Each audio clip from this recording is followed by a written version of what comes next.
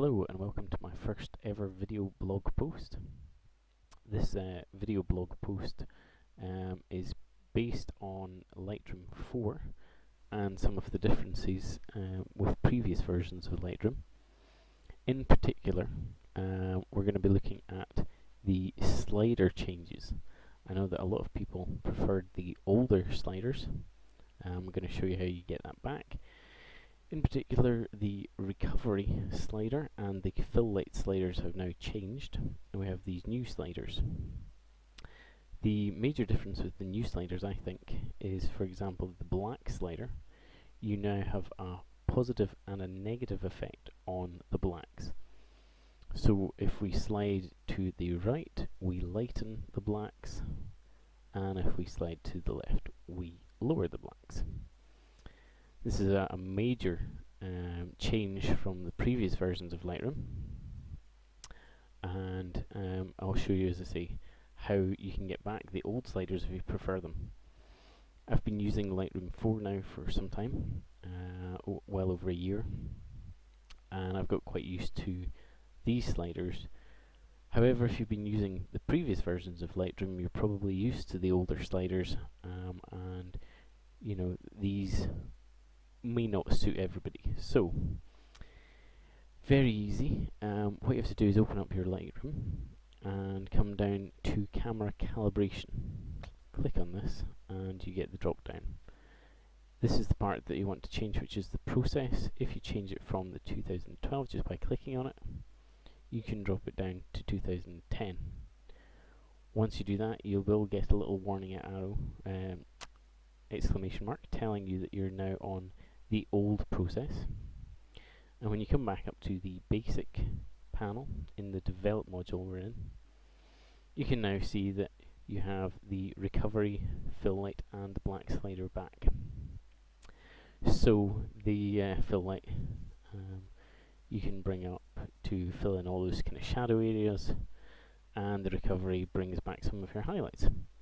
As I say, the black slider though, you can now see it only has the darkening part. It was set at 5, so lowering it there to 0 did lighten up some of them, but you don't have the same range to change there.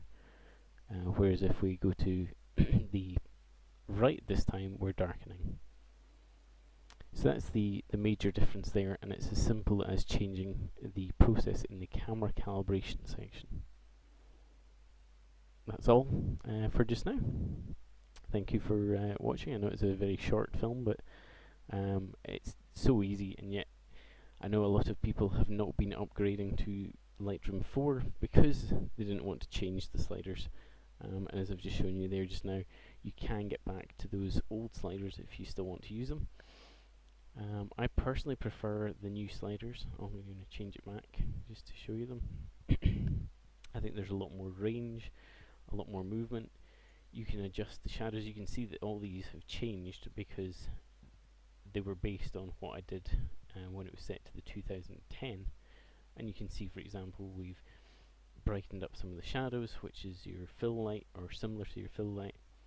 The blacks have been lightened a bit, so I might want to bring those back down again in this one. I think there's much more scope in these sliders than the old ones. You've also got 4 sliders as opposed to the previous 3. And it does detail what you're actually controlling with these sliders as well. For example, if I'm hovering over on the highlights at the top in the histogram, you can see the section has just highlighted in a lighter grey. If I come down to shadows, you can see that there's the shadow section that's been highlighted, and similarly for whites and blacks. Now with that, what you can actually do is go over to the histogram and you can pull these sections up, and as you can see, it's moving this slider at the bottom at the same time, and that's direct off the histogram. So I could take this section, pull it across, and that's the highlights it's moving. Whites, again, you know, if you slide it, you can see it happening on the histogram, but you can actually edit direct in the histogram as well. But as I say, personally, you've now got 4 sections to play with in the old 3. And that's it for this video blog post. If you've got any questions on Lightroom, I'm happy to answer any questions, you can get me at graham@gwphotography.co.uk.